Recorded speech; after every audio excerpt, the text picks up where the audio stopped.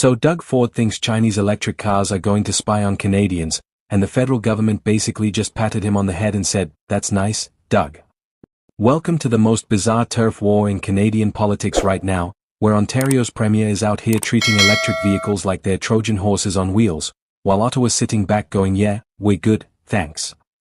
Public Safety Minister Anandasangaree literally just told the Star that the federal government has zero concerns about Chinese EVs being used for espionage, which is the diplomatic equivalent of responding to someone's conspiracy theory with, "Sir, this is a Wendy's." Welcome back to Canadian Insights, where today we're unpacking why Doug Ford is having a full-blown security panic about electric cars, why the Carney government is essentially calling that panic overblown, and what this tells us about the absolute circus of federal-provincial relations in Canada right now. Buckle up, because this ride's about to get weird. Let's set the stage. Doug Ford has been on an absolute rampage about Canada's EV deal with China. And when I say rampage, I mean the man has been on every available platform sounding alarms like he's discovered the plot to a spy thriller movie. According to Ford, Chinese electric vehicles aren't just cars, they're rolling surveillance devices ready to collect data on unsuspecting Canadians who just wanted to reduce their carbon footprint and maybe save some money on gas. He's painting a picture where you buy a nice affordable EV, plug it in at night, and meanwhile it's beaming your location, your driving habits, and probably your Tim Hortons order directly to Beijing. It's like he thinks every Chinese electric car comes with a secret agent in the trunk taking notes. Now, is there legitimate concern about data privacy and foreign technology? Absolutely. We live in an age where your smart toaster probably knows more about you than your best friend. Cars today are basically computers with wheels, collecting data on everything from where you drive to how fast you accelerate to what radio stations you listen to. So the question of who has access to that data and what they are doing with it is genuinely important. But here's where it gets interesting. The federal government, the folks actually responsible for national security and public safety, just looked at Ford's concerns and essentially said, "We're not worried about this." Anandasangaree, the public safety minister, gave an interview to the Toronto Star this week that was basically a masterclass in polite dismissal. I will let the Premier of Ontario offer his perspective, but from a Canadian safety and security, public safety perspective, we don't have concerns. That's politician speak. For Doug can say whatever he wants, but we've actually assessed this and we're fine. It's the governmental equivalent of your mom saying "That's nice, dear," when you're explaining your elaborate theory about why monsters definitely live under the bed. Polite acknowledgement, zero agreement.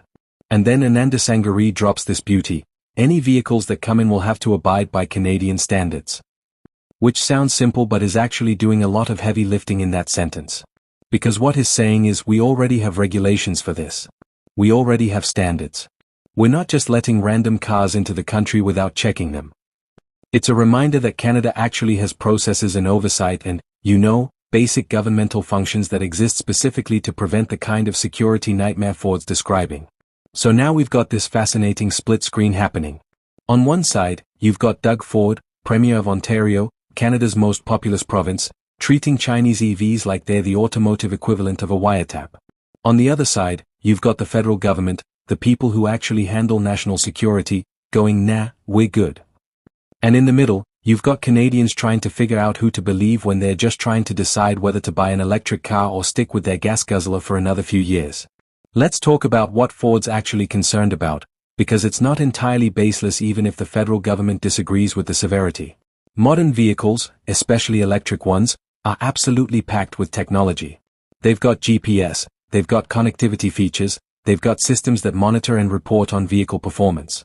Tesla's been doing over-the-air updates for years, which means the car manufacturer can literally push changes to your vehicle remotely. So the concern is, if a Chinese company makes the vehicle, does that mean the Chinese government could potentially access all that data or even control certain vehicle functions? And if so, is that a national security risk? Ford's argument seems to be yes, absolutely, this is a massive security threat and we need to pump the brakes, pun intended, on this whole Chinese EV thing. The federal government's position appears to be we've looked at this, we have standards and regulations, and we're satisfied that Canadian security isn't compromised. So who's right? Well, the answer is probably somewhere in the nuanced middle, which I know is the least satisfying answer possible, but welcome to policy analysis where nothing is ever as simple as the soundbites make it seem. Here's what we actually know. Canada does have vehicle safety and security standards. Any vehicle sold in Canada, regardless of where it's manufactured, has to meet Canadian requirements. That includes everything from crash safety to emissions to, yes, data security and privacy. The federal government isn't just waving Chinese EVs through the border with a thumbs up and a smile. There's an actual approval process. Now, is that process perfect? Probably not. Could it be stronger? Maybe. But it exists, which is more than Ford's rhetoric sometimes suggests. The other piece of this is that Canada already has tons of vehicles on the road with foreign-manufactured technology. Your car's GPS system? Probably components from multiple countries. The chips in your vehicle's computer? Could be from anywhere. The idea that only Chinese technology poses a security risk while technology from other countries gets a pass doesn't really hold up under scrutiny. If we're concerned about data collection and foreign access, that's a conversation about all connected vehicles and devices, not just Chinese EVs specifically. But here's where the politics get really interesting. Ford's making these claims during a very specific context. Canada recently made an EV deal with China, and Ford's been vocally opposed to it. So this security concern argument is happening within a larger political battle about trade policy, economic relationships with China, and federal provincial jurisdiction. Ford's not just raising security concerns in a vacuum. He's doing it as part of a broader campaign against the federal government's approach to China, and that political context matters. When Anandasangaree says I will let the Premier of Ontario offer his perspective, that's shade. That's polite, Canadian, parliamentary shade, but it's shade nonetheless. He's basically saying Doug can have his opinions, but when it comes to actual national security assessments, that's our job and we've done it. It's a jurisdictional flex wrapped in diplomatic language. The subtext is stay in your lane, Doug. Public safety is federal jurisdiction. And Ford's response to all this? His doubling down. He's doing what Ford does best, which is taking a position and then amplifying it across every available media platform until it becomes impossible to ignore. He's framing this as standing up for Ontario's security and Canadian sovereignty against a federal government that's being naive or reckless with Chinese relationships. It's politically savvy because it positions him as the defender protecting Ontarians while painting the feds as out of touch with real security concerns. But let's be real about what's probably actually happening here. Both levels of government have access to security briefings. Both have experts advising them. The federal government specifically has CSIS, CSE, and the entire national security apparatus at their disposal.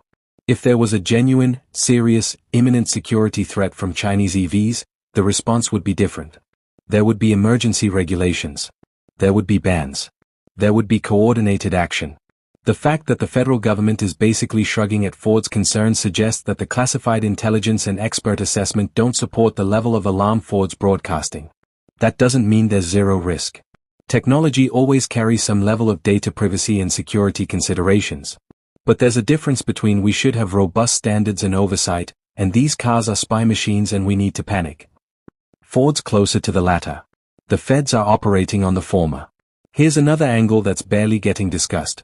This whole debate is also about the future of Canada's automotive industry and our relationship with the global EV market. Electric vehicles are the future, whether we like it or not. Every major manufacturer is transitioning. If Canada wants to be part of that transition, both as a market and as a manufacturing hub, we need to engage with global players. China is currently dominating the EV market in terms of production, innovation, and price point. Completely shutting them out because of security concerns that federal experts don't fully share could mean Canadians end up with fewer options and higher prices. Ford's position, if taken to its logical conclusion, would mean significantly restricting or banning Chinese EVs from the Canadian market. That might score political points on security and sovereignty messaging, but it would also mean Canadian consumers have access to fewer affordable electric vehicle options, which works against our climate goals and affordability concerns. It's a trade-off, and Ford's emphasizing security while the federal government is trying to balance security, affordability, climate policy, and international trade relationships all at once. The other delicious irony in all this is that Ford's Ontario has massive economic ties to China. Ontario businesses trade with China. Ontario manufacturers rely on Chinese components and supply chains. The idea that Ontario is somehow taking a principled stand against all things Chinese while the feds are being reckless doesn't quite match reality. This is selective outrage applied specifically to electric vehicles in the context of a trade deal Ford doesn't like. So where does this leave average Canadians who are just trying to figure out if buying a Chinese EV is safe? Well, according to the federal government minister responsible for public safety, yes, it's safe. According to the Premier of Ontario, it's a security nightmare. And according to the actual evidence and regulatory framework, any vehicle sold in Canada has to meet Canadian standards, which include security and privacy requirements, regardless of where it's manufactured. What's really happening here is a political proxy war being fought over electric vehicles. Ford gets to position himself as tough on China and protective of Canadian security. The feds get to look measured and evidence-based while implicitly suggesting Ford's being alarmist. And in the middle of it all are Chinese EV manufacturers who are probably just confused about why their cars have become a federal-provincial political football. The Carney government's position is pretty clear. We have standards, we enforce them, we're not concerned. Ford's position is equally clear. This is a security threat and the feds aren't taking it seriously enough. Both can't be entirely right, which means someone's either overplaying the risk or underestimating it.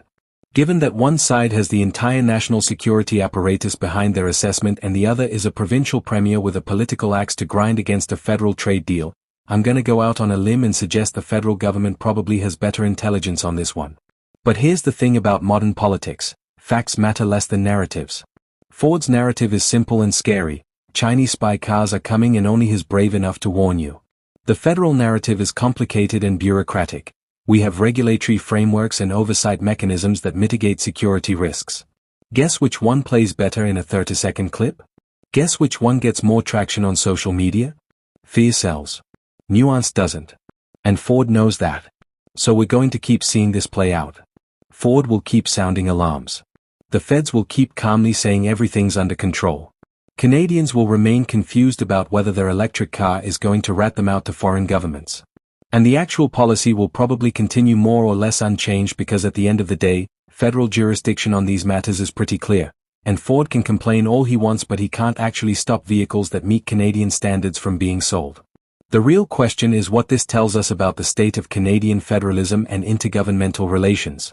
When a premier and the federal government can't even agree on whether a specific product category poses a security threat, that's a sign of deeper dysfunction. Either they're not sharing intelligence properly, or they're interpreting the same intelligence completely differently, or one side is playing politics with security concerns. None of those options are great. Look, the truth is probably boring and somewhere in the middle. Chinese EVs probably don't pose the catastrophic security threat Ford's suggesting, but they probably do require robust oversight and regulations like any connected vehicle. The federal government probably is taking security seriously but might not be communicating that effectively. And Ford probably has some legitimate concerns mixed in with a whole lot of political opportunism. Welcome to Canadian politics, where even buying a car becomes a federal-provincial jurisdictional dispute with undertones of international relations and national security. If you've stuck with me through this entire breakdown of automotive geopolitics, you deserve a medal. But I'll settle for you hitting that like button because apparently car security is now partisan politics and we need to document this madness. Subscribe to Canadian Insights for daily updates on whatever fresh political chaos emerges next, because if Chinese electric vehicles can become a federal-provincial flashpoint, literally anything is possible. Drop a comment with whether you think Ford's concerns are legit or political theater, because I'm genuinely curious where people land on this. And check out our other videos for more coverage on federal-provincial relations, trade policy, and all the other ways Canadian politics finds to be both boring and absolutely wild simultaneously. Thanks for watching, stay informed, stay skeptical, and I'll catch you in the next one where we'll probably be discussing why your smart fridge is now a matter of national security.